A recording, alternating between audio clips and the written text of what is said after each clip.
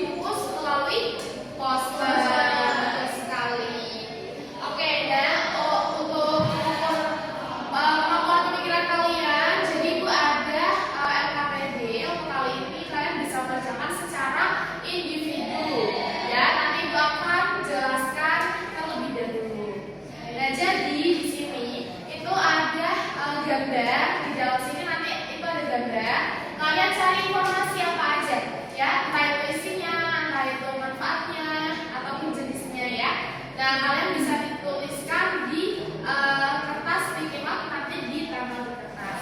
Oke ya? Oke.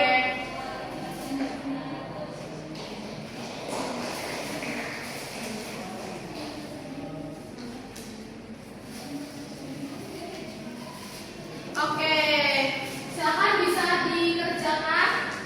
Baik, Ibu. Kalau ada yang susah bisa ditanyakan ya. Kalau ada yang susah Mbak Lili, kenapa kok sedih? Mbak Lili katanya Oh kurang enak badan, Ibu. Oh ya, ya. Ini gimana, Ibu? Oh, kalau ini bisa dilihat di sini ya.